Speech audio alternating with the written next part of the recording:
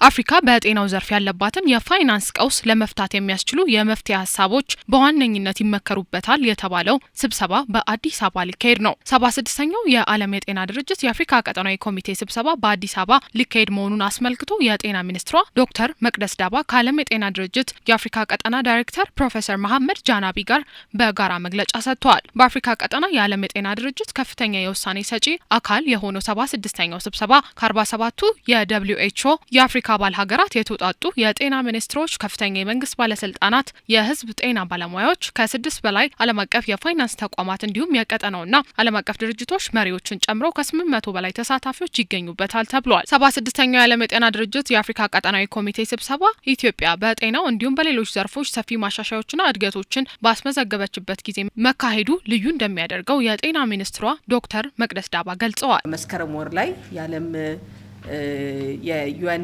የጋራ ስብሰባውን ያደርጋል። ስለዚህ በአፍሪካ ደረጃ ያሉ የጋራ አቋሞቻችንን በጋራ የምናወጣበት እንዲሁም ደግሞ ለዚህ ዓመት የተዘጋጁና የሚቀመጡ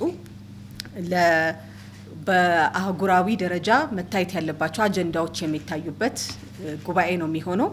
ዛሬ አራተኛውንም ስንመለከት አህጉራችንም አገራችንም መዲናችንም በጣም በተቀየረችበት ጊዜ ስለሆነ ደግሞ ትልቅ ኩራት ይሰማናል። በአህጉር ደረጃም በአገር አቀፍ ደረጃም ተፈጥሯዊና ተፈጥሯዊ ያልሆኑ ጫናዎች ባሉበት በዚህ ከፍተኛ አህጉራችን በምትፈተንበት ጊዜ በእናቶች ሞት ምጣኔ ላይ በጣም ከፍተኛ የሆነ የቁጥር መቀነስ አሳይተናል። የእናቶች የቅድመ ወሊድ ክትትል ከነበረበት በ2000 ዓመተ ምህረት እንደ አውሮፓውያን አቆጣጠር ከነበረበት 6 በመቶ ዛሬ ወደ 78 በመቶ ከፍ ብሏል።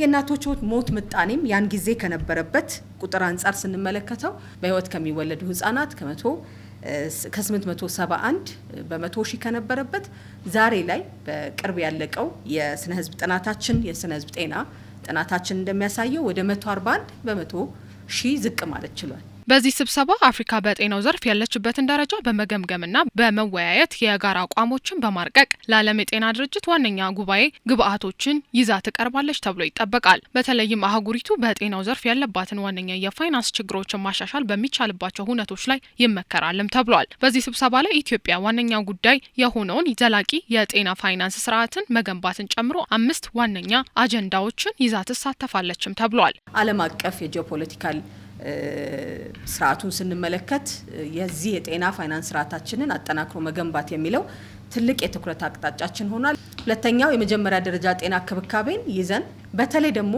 የዚህ ዓመት ትልቅ አጀንዳ ተደርጎ የተያዘው ለዚህ ለ76ኛው የአህጉራችን የጋራ ስብሰባ ላይ የተያዘው ግን የዲጂታል የጤና ለውጦች ስራ ነው። የጤና ባለሙያዎቻችንና የጤና ስርዓቱን እንዴት አድርገን እናጠናክራለን የሚለው ትልቅ አጀንዳችን ይሆናል። በቁጥር ደረጃ የመጨረሻ ላይ ቢቀመጥ ግን ደግሞ ዋና የሆነ ስራችን የሚሆነው በጤና ውስጥ የሀገር ውስጥ ምርትን እንዴት እናሳድግ፣ እንዴት እርስ በርስስ እንደ አህጉር ተሳስረን እንቁም፣ በአህጉር ደረጃም ደግሞ በጋራ ብንገዛቸው፣ በጋራ ብንተገብራቸው፣ በጋራ ብናመርታቸው የምንጠነክርባቸው ነገሮች የቱ ናቸው የሚለውን በተለያዩ መድረኮች በቀጥታ በመድረኩም አለ ከጎን ደግሞ የሚደረጉ ብዙ ስብሰባዎች ስለሚኖሩ እዛ ላይ የሚነሳ ይሆናል። ከቅርብ ዓመታት ወዲህ ዓለም አቀፍና አህጉር አቀፍ ጉባኤዎችን በስኬት እያካሄደች ለምትገኘው ኢትዮጵያ 76ኛው ስብሰባ ተጨማሪ ልምድ የሜዲካል ቱሪዝምን ለማሳደግ እየተደረገ ባለው ጉዞ የሚረዳና ለመጪው COP32 ጉባኤ ሰፊ ትምህርት የሚገኝበት መሆኑን የጤና ሚኒስትሯ